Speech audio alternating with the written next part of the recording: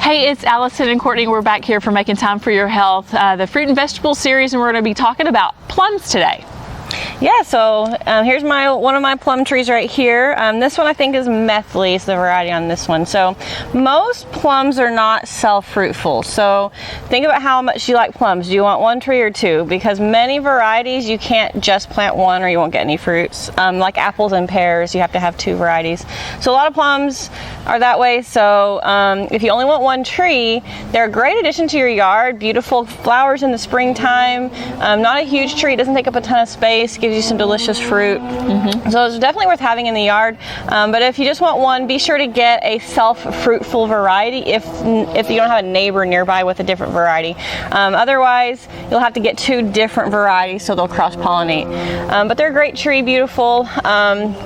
Variety selection is really important for other reasons besides the pollination. You need to make sure that you match the chilling hours wherever your location is. Make sure that you kind of get around the same area of chilling hours so that it's not a variety that wants it colder than we get or wants it warmer than we get. You need to match those chilling hours. Also, choose a rootstock. So all fruit trees are going to be grafted onto a rootstock.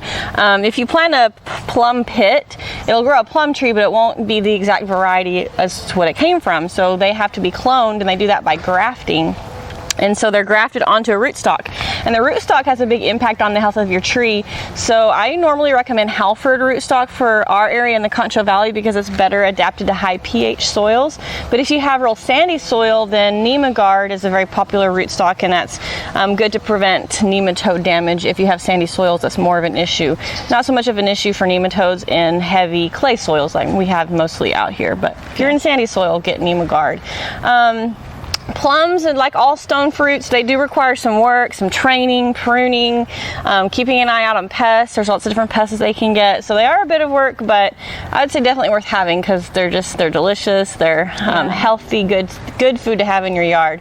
One of the big jobs for the work that it takes to get a good crop is thinning. So in the early springtime, when you see the fruit start to develop, I don't have any on here right now. My tree's very young, so it hasn't made a crop yet. Hopefully next year.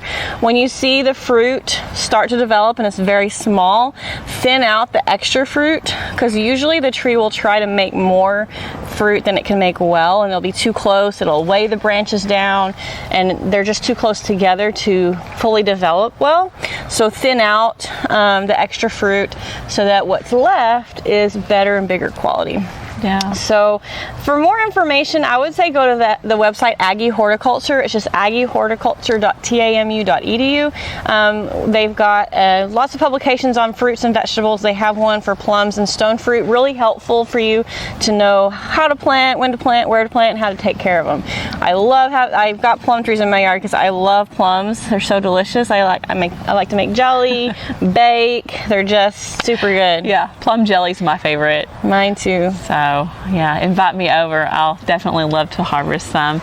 But it's really a good addition, to salads, or you can even puree them, put it, in cakes. You can freeze it, but it's really good. Plums are good for you too. Make sure whenever you do purchase or you harvest them, you can harvest them whenever they're a little firm, and then whenever you can take them home and they'll ripen inside. So whenever it is the skin's just a little soft, around the stem area and the tip, well then it's ready to eat. But it's really best at room temperature. I love to eat them then, but you can store them, up to a couple of days, but put them in a dish, and maybe a good salad, but it's really a good treat, for you. But anyhow, I do like making jelly out of it. Yeah, I still have juice in my freezer that's got to get made up into a batch. Yeah.